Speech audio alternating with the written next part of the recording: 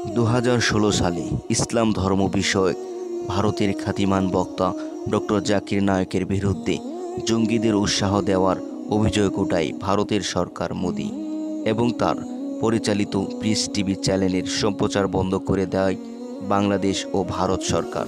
দীর্ঘ 8 বছর পিস টিভির সম্প্রচার বন্ধ থাকার গত 5ই আগস্ট নতুন করে বাংলাদেশ স্বাধীন হওয়ার পর নতুন বাংলাদেশে খুব শীঘ্রই পিস টিভির বাংলায় সম্প্রচার চালু হতে যাচ্ছে বলে জানিয়েছেন পিস টিভির পরিচালক বিশিষ্ট ইসলামী স্কলার ডক্টর জাকির নায়েক।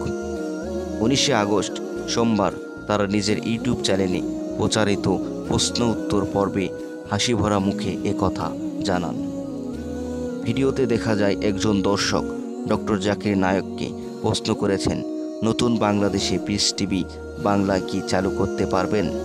জবাবে তিনি বলেন, পিস টিভি বাংলা সহ ইংরেজি, উর্দু ও চাইনিজ ভাষায় চালু আছে। স্যাটেলাইট সম্প্রচার কখনো বন্ধ ছিল না, শুধুমাত্র বাংলাদেশ ও ভারতে পিস টিভির ডাউনলোডের অনুমতি তুলে নেওয়ায় কেবল অপারেটররা তা বন্ধ রেখেছে। তিনি আরও জানান, স্যাটেলাইটের মাধ্যমে চালু থাকলেও যেহেতু বাংলাদেশে কেবল নেটওয়ার্কে সম্প্রচার বন্ধ ছিল, তাই সেটা চালুর প্রক্রিয়া চলমান রয়েছে। ইতিমধ্যে আবেদন করা হয়েছে। বাংলাদেশের অন্তর্বর্তী সরকার এটার অনুমোদন দিলে খুব অল্প সময়ে চালু হবে পিস টিভি বাংলার সম্প্রচার।